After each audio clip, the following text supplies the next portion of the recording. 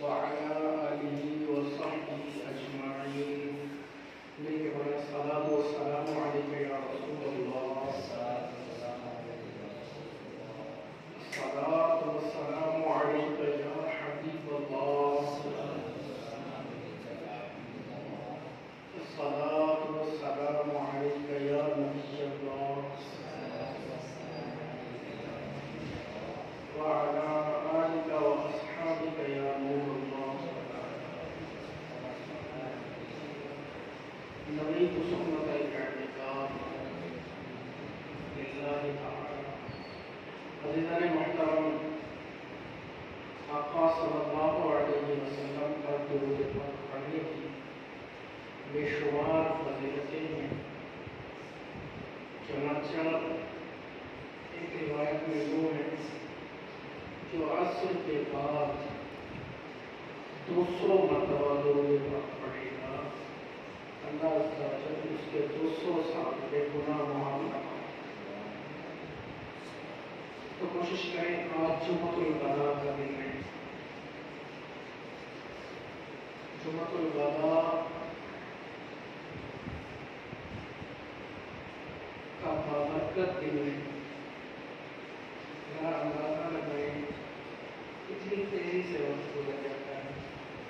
ابھی رمضان آنے کی باتیں چل رہی تھی، سحری اور افطاری کے نور اور اس کی برکات کے حل اٹھانے کی باتیں چل رہی تھی، اور ابھی آن کے آن آخری جمعہ گیا. عزیزو دوستو، اسی طرح زندگی ہے.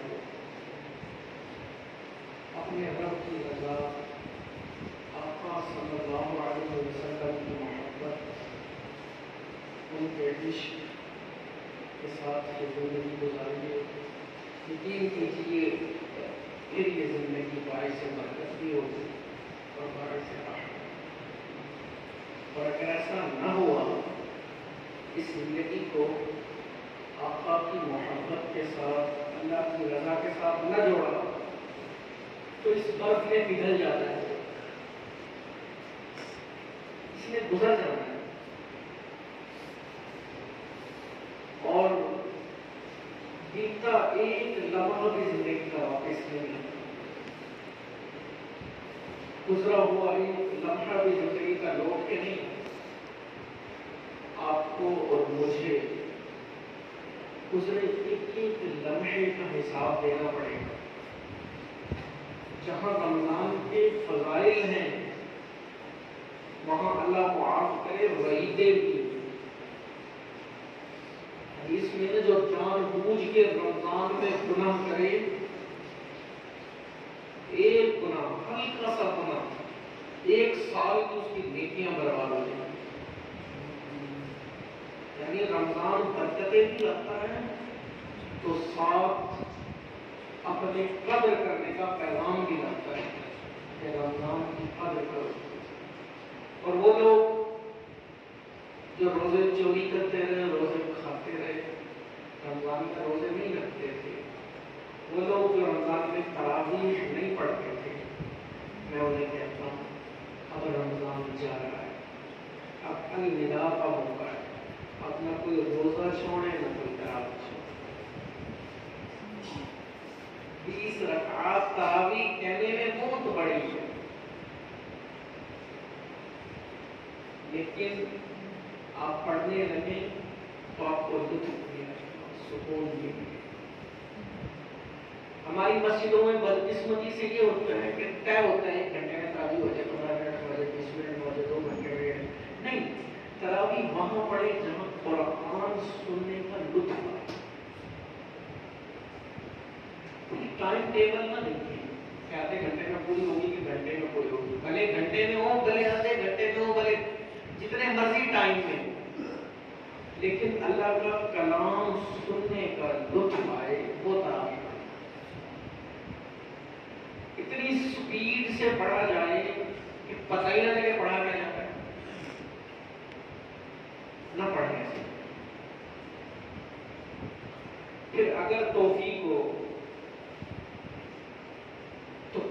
قرآن پاک کو سمجھنے کا سسٹم بھی ہے. کوئی ایسا عالم جہاں تراویح پڑھا کے سمجھاتے نہیں ہیں، اگر ایسا سسٹم ہو تو بنی نہ بنی.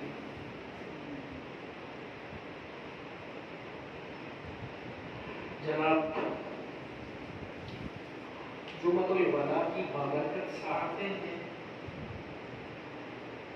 اور 27 کی رات.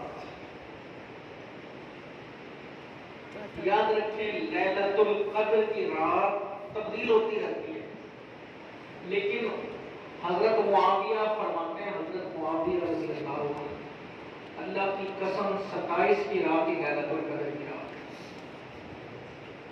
یہی روایت کعب الاحبار رضی اللہ عنہ سے، بعض صحابہ سے یہ روایت ہے کہ 27 کی رات ہی لیلۃ القدر کی رات ہے. وہ کہتے ہیں، دیکھیں اللہ قرآن میں کہتا ہے افلا یتفکرون افلا یتدبرون، کیا تم غور نہیں کرتے، کیا تم فکر نہیں کرتے، تو کیا تم تفکر نہیں کرتے، افلا تعقلون، کیا تم سمجھ نہیں رکھتے. مطلب غور کرنا چاہیے، تفکر کرنا چاہیے، سمجھنا چاہیے. اب وہ وحدہ لا شریک نے نشانیاں رکھی ہیں، زمینیں کتنی 7، آسمان کتنے 7، قرآن کی منزلیں کتنی 7، جنت کے طبق کتنے 7، جہنم کے طبق کتنے 7. طبق کا مطلب طبقات، تقسیمات. اعلیٰ جہنم، سب سے بری جہنم کا درجہ جو ہے فی الدرک الاسفل من النار، وہ درک اسفل ہے جہنم کا. اور جنت کا جنت الفردوس، جنت النعیم، جنت المأوا. مطلب یہ تقسیمات 7 کیٹیگریز ہیں، ٹھیک ہے نا. تو 7 کیٹیگریز میں جنت، 7 کیٹیگریز میں جہنم. اور قرآن کی منزلیں کتنی ہیں؟ وہ بھی 7. یہ ساری چیزیں 7 ہونا، علماء کہتے ہیں اس میں بھی ایک پیغام ہے کہ لیلۃ القدر بھی 27. یہ بات کہنے کا مقصد یہ ہے کہ کم از کم 27 کی رات تو ضائع ہے. کم از کم 27 کی رات اپنے رب کی بارگاہ میں جاگتے ہوئے گزارے. وہ کسی نے کیا جاگنا ہے، جاگے افلاک پہ سایہ تلے، حشر تک سویا کیے گا خاک کے سائے. تو لیلۃ القدر کی ان راتوں میں جاگیں، 27 29 راتوں میں جاگیں. اس وحدہ لا شریک کی عبادت کیجیے، تلاوت کیجیے. اور میں تو آپ کو مشورہ دوں محفلوں میں بھی، بڑی بڑی محفلوں میں نہ جائیں، بڑی بڑی محفلوں میں نہ جائیں. کیا کریں؟ قرآن سمجھیں، قرآن فہمی اختیار کریں، نوافل پڑھیں، اللہ کی بارگاہ میں روئیں دھوئیں، اکیلے بیٹھ کے قرآن پڑھیں، اس کو سمجھنے کی کوشش کریں. اور پھر ایک اور بات، ایک اور مشورہ دے رہا ہوں، اپنی قضا نمازیں شروع کریں. قضا اپنا حساب لگائیں، میں کس عمر سے نمازی بنا. فرض کریں میں آج بھی نمازی نہیں، میری عمر 32 سال، میں ابھی پکا نمازی نہیں. تو نماز فرض کس عمر میں ہوتی ہے؟ تقریباً 14 سال میں، 16 سال بالغ ہونے میں نماز پڑھوں. اندازہ لگائیں میں اس عمر میں بالغ ہوں گا، مثال کے طور پہ 14 سال. اب میری عمر 32 سال ہے، پہلے 14 سال نکال. اب باقی کتنے بچے؟ کیلکولیٹ کریں. سال میں 365 دن ہوتے ہیں اور 300 کو ضرب دیں 15 سے. پھر اپنی نمازیں نکالیں، میری نمازیں کتنی بنتی ہیں. جتنی نمازیں بنتی ہیں، 2002 کی بات، ایک بزرگ تھے فوت ہو گئے، نام تھا ان کا حکیم رشید صاحب، نام لے لیا۔ ایسے ہی درس ہو رہا تھا تو انہوں نے کہا میری قضا کتنی بنے گی؟ حساب لگایا تو تقریباً 40 سال کی قضا بنی۔ اس وقت ان کی عمر نیر اباؤٹ 70 سال کی۔ اب اس بابے کو دیکھ کے میں نے کہا جی 40 سال کی نمازیں پڑھ دے گا، دل میں ایسے ہی آیا بیچارہ لڑاتے ہوئے کیا 40 سال کی۔ حقیقت یہ ہے کہ جو قضا نمازیں شروع کرتی ہے بے شک مر جائے، اللہ کی رحمت سے امید ہے کہ اس کی ساری ادا نمازیں دکھ رہی ہیں۔ میں نے کہا اس طرح میری دل میں خیال ہے اس طرح اس کی ادا ہو جائے گی اللہ کی رحمت سے۔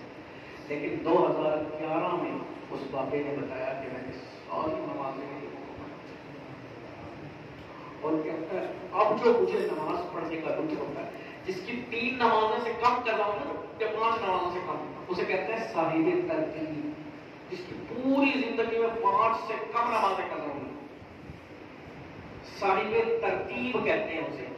صاحب ترتیب کو جو نماز میں لطف آتا ہے وہ دوسرا بندہ بتا ہی نہیں سکتا۔ یہ بات کہنے کی نہیں ہے، یہ کیا آپ کسی کو رسگلہ دیں اور کہیں اس کا ذائقہ ایسا ہے ایسا ہے ایسا ہے ایسا بتانا ضرورت ہے، ایک کہیں یار کھا کے دیکھ لے تو یہ خود بتا رہتا ہے، سمجھ آتی ہے نا بات؟ یہ بات یہ ذائقہ بتایا ہی نہیں جا سکتا کہ صاحب ترتیب کو نماز کا مزہ کیا ہے۔ اور پھر اس بزرگ کی تہجد، اشراق، چاشت، اوابین بھی کبھی قضا نہیں ہوئی،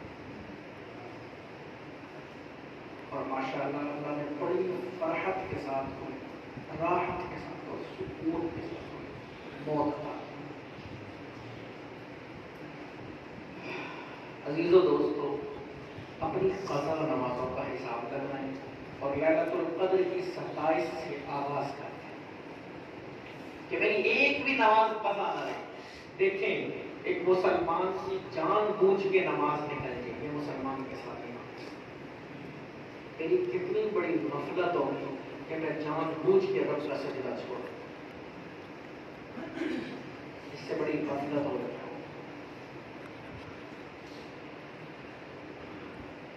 اچھا جی، دوسرا کام ہے عید۔ عید کی رات بھی لیلۃ الجائزہ ہوتی ہے۔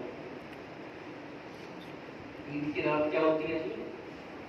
لیلۃ الجائزہ، انعام ملنے کی رات۔ اس رات کو ضائع کرنے کی بجائے اس میں نوافل پڑھنے، دعا کریں، قبول رات ہوتی ہے۔ حضور کی حدیث ہے اعطوا الاجیر اجرہ قبل ان یجف عرقہ، مزدور کی مزدوری اس کے پسینہ خشک ہونے سے پہلے دے دو۔ اچھا طریقہ ہے، فرمایا اس طرح کرو تو اللہ تعالیٰ بھی جس نے 29-30 رمضان کے روزے رکھے، لیلۃ الجائزہ میں مزدوروں کو مزدوری دے جائے۔ اس رات کو ضائع نہ کرے، اس رات کو بابرکت بنائے۔ اور ایک کام ہے جی فطرانے کا۔ فطرانہ آپ کسے دیتے ہیں یہ آپ کو ہوتا ہے، لیکن دعوت اسلامی کئی شعبوں میں کام کر رہے ہیں۔ جیل خانہ جات میں نے کام کیا، جو قاتل ہے نا قاتل، ان کو بھی امام مسجد بنا دیا، اور ایک نہیں ہزاروں، کئی پہلوؤں سے دعوت اسلامی بہت اچھا کام۔ اگر کوئی اس کو فطرانہ دینا چاہے آپ کھڑے ہو جائیں، چادر لے کے یہ بھائی آ رہے ہیں، چادر دھو لو۔ جو کوئی انہیں دینا چاہے وہ فطرانہ انہیں جمع کرا شروع سے شروع کر۔ اللہ تعالیٰ آپ کا دینا قبول فرمائے۔ پھر کیا کریں جی؟ اللہ آپ سے راضی ہو جائے،